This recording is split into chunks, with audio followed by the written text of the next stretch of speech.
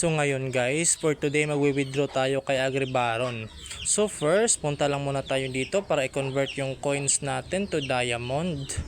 Click lang natin yung plus at i-max lang natin kung magkano yung gusto nating i-convert. I-convert yung diamond to coins para ma-withdraw. So click na natin yan yung plus sign hanggang sa mapuno natin yan kung magkano yung gusto nating i-convert para ma-withdraw. So i-max lang natin yan, tapos i-click natin yan para ma-transfer na siya into coins. So yun, ayun, okay na. So punta na tayo dito ngayon sa withdrawal icon. Click lang natin itong itong arrow dyan para ma-back tayo. And then, pag napunta na tayo sa withdrawal icon, i-click lang natin yung withdrawal dyan sa baba. Sundin lang natin yung arrow sign.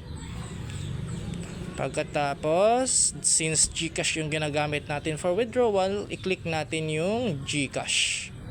And then, lagay lang natin yung available na coin natin dyan. It should be integrated guys. 50, 60, 70, 80, 90, ganon. Multiple by 10.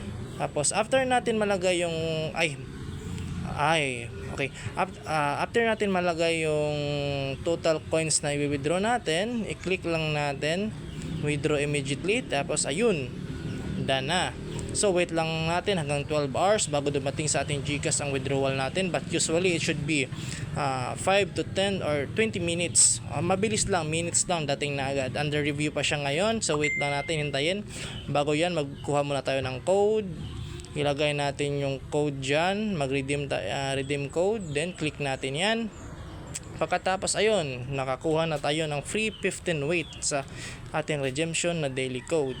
Para sa redemption code, punta lang kayo sa group chat ko guys. Nasa caption ng link below para makapasok sa group chat ko. Ngayon, pumunta na tayo sa withdrawal. Check na natin kung dumating na ba.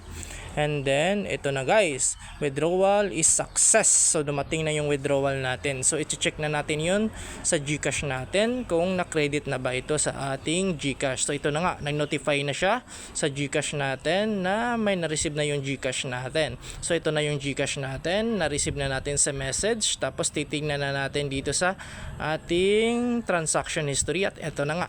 Na-receive na natin ang ating withdrawal for today. May 27, 2025 guys. Legit Agribaron.